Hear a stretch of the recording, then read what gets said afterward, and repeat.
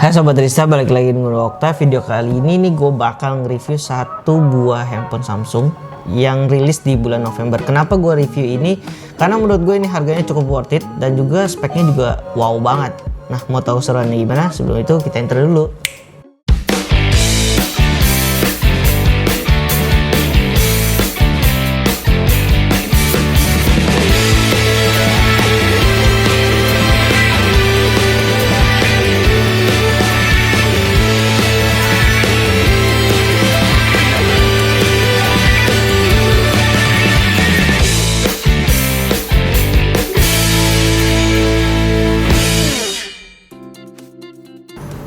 Nah, ini nih Samsung A42 5G yang digadang-gadang nih smartphone 5G yang termurah lah. Ini yang dari Samsung.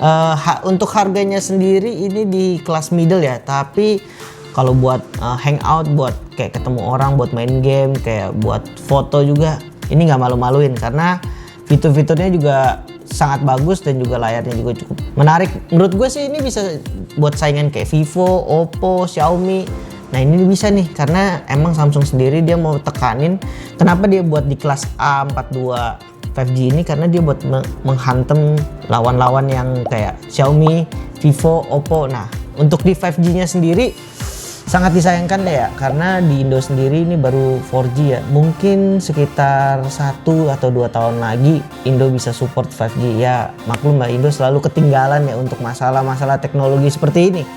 Nah, sekarang gue mau jelasin satu-satu untuk masalah layar dulu pertama. Nah, untuk layar sendiri smartphone ini memiliki kualitas yang cukup baik ya. Dia berukuran 6,6 inci. Layar tersebut dia bisa nampilin gambar dan video Full HD di 1080 x 2400 pixel dengan kerapatan hingga 399 ppi, rasionya 20:9. Layar ini juga udah diproteksi dengan Corning Gorilla Glass. Nah, sayangnya untuk segi desain ini tergolong standar ya.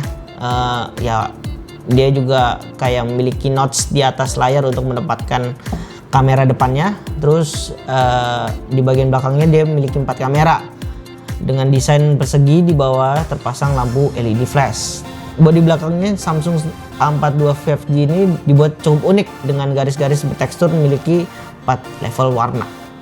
Nah, kemudian Samsung dibekali juga dengan sistem operasi Android 10 untuk mempercantik antarmuka One UI 2.5. Menariknya juga ini chipset ini digunakan adalah Qualcomm Snapdragon 690 yang di dalamnya tertanam prosesor octa-core 2 GHz. Dan chipset ini digunakan tergolong baru ya, karena udah support 5G, ini which is bagus. Selain itu tersedia pula pengolahan grafis bertipe Adreno 691L yang dijamin mumpuni lah ketika menjalani macam game dan juga tugas-tugas berat lainnya. Kemudian untuk memorinya sendiri dia memiliki RAM kapasitas 4GB dan 6GB bertipe LPDDR4X. Selain tersedia dalam 2 versi RAM, smartphone ini juga hadir dengan 2 tipe memori internal, yaitu 64GB dan 128GB dengan bertipe UFS 2.1 Plus. Kemudian varian tersebut bersama-sama dilengkapi dengan micro SD untuk menambah ruang simpanannya. Samsung A42 5G ini tergolong smartphone yang istimewa walaupun di harga kelasnya ini di mid range. Terlebih ponsel ini hadir dengan baterai 5000 mAh. Menurut gua cukup untuk di harga segini yang didukung dengan teknologi fast charging. Lalu ada pula fitur yang Dolby Atmos, yang ini dibuat suaranya supaya lebih bagus, dan juga untuk kita nonton Netflix kan atau nonton video lainnya ini juga cukup menarik dengan suara-suara yang dimiliki dengan Dolby Atmos tersebut. Dan untuk kameranya sendiri dia juga nggak lupa nih, ada fingerprint dan juga dia juga include dengan Face ID. Dia juga memanfaatkan kamera depan berresolusi 20 megapiksel. Nah, ini cukup besar ya, dengan harga 6 jutaan ini atau 7 jutaan. Resolusi kamera depannya juga cukup tinggi sehingga bisa untuk selfie-selfie nih. Kalau misalnya kalian yang suka selfie, cocok banget nih buat gue rekomendasi buat untuk Samsung A42 ini yang rilis di bulan November. Dan smartphone ini juga 4 kamera belakangnya juga utamanya beresolusi 48 megapiksel dengan lensa wide yang memiliki ukuran 2.0 dan didukung dengan PDAF. Lalu untuk lensa keduanya memakai ultra wide 8 megapiksel dan didukung lensa tambahan makro 5 megapiksel dan depth sensor punya 5 megapiksel. Nah, ini cocok deh dibuat seluruh area. Nah, sayangnya di sini nih nggak punya fitur iOS Optical Image Stabilization pada kamera Samsung Galaxy A42 5G. Dan untuknya udah ada Gyro ES yang menstabilkan rekaman video hingga beresolusi 4K. Menurut gua sangat baik. Dan untuk masalah konektivitas, kemudian ini juga dia udah dilengkapi didukung dengan dual SIM dan dual brand, Bluetooth-nya juga udah 5.0, NFC, USB Type C, dan juga port GPS berteknologi A, GPS, GLONASS, Galileo, dan BDS. Nah, ini nih untuk perbandingan aja ya. Kalau misalnya kita bandingin dengan flagship Samsung ya, ini menurut gua kehebatannya untuk A42 5G ini menurut gua ini masih bagus ya daripada yang lainnya karena harganya terjangkau. Terus menurut gue ini udah cukup bagus untuk cukup recommended untuk kayak misalnya kalian yang gue udah lama nih nggak ganti handphone nih, mau cari handphone apa di 6 jutaan atau di 7 jutaan. Nah, ini nih menurut gue karena udah 5G satu. Ini menurut gue smartphone untuk masa depan ya. Karena 5G sendiri kan kalian tahu lah ininya apa, teknologinya gimana ininya.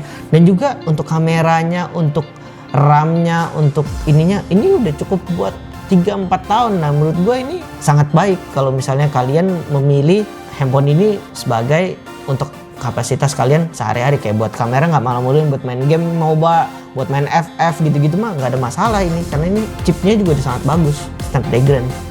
Dan untuk harga sendiri nih ya, gue kalau misalnya ngeliat nih di bulan November ya di internet semuanya gitu katanya belum ada informasi lebih lanjut untuk harga pastinya untuk masuk ke Indonesianya. Namun kalau misalnya dirilis resmi kemungkinan ini di harga setara 369 euro atau 6,5 juta. Nah, kalau misalnya di Indonesia nih kan 4G aja ya, mungkin si Samsung bisa bikin yang lain. Menurut gue ya, ini menurut gue ya, karena kalau misalnya 4G aja menurut gue di harga 45 jutaan aja, karena kan 5G kan ini bisa lebih mahal.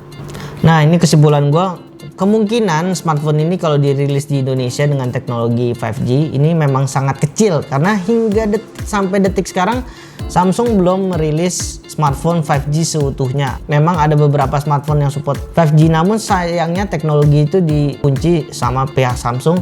Nah, sekarang kita cuma bisa menunggu apakah ini dirilis secara resmi di Indonesia, karena di Indonesia kan masih belum support 5G ya. Semoga aja ekspektasi kita kan nggak dihancurkan oleh teknologi-teknologi ini ya, karena dibandingkan realitas sehingga bisa mendapatkan A42 yang seutuhnya yang 5G, karena ya balik lagi Indonesia masih belum support 5G.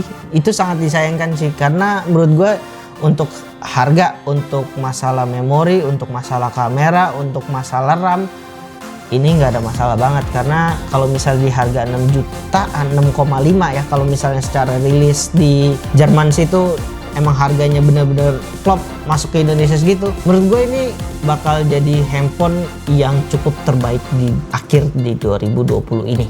Dan juga thank you buat teman-teman yang udah nonton. Jangan lupa like, comment, dan subscribe. Dan juga kritik saran kalian bisa tulis di kolom komentar. Dan juga untuk teman-teman yang juga udah komen untuk kak review ini, untuk sekarang gue bakal tampung satu-satu dan juga gue bakal review satu-satu, tenang aja buat teman-teman kalian. Dan juga yang udah support, udah subscribe dan juga udah komen, thank you banget. Kita closing aja. Oke, see you soon, bye bye.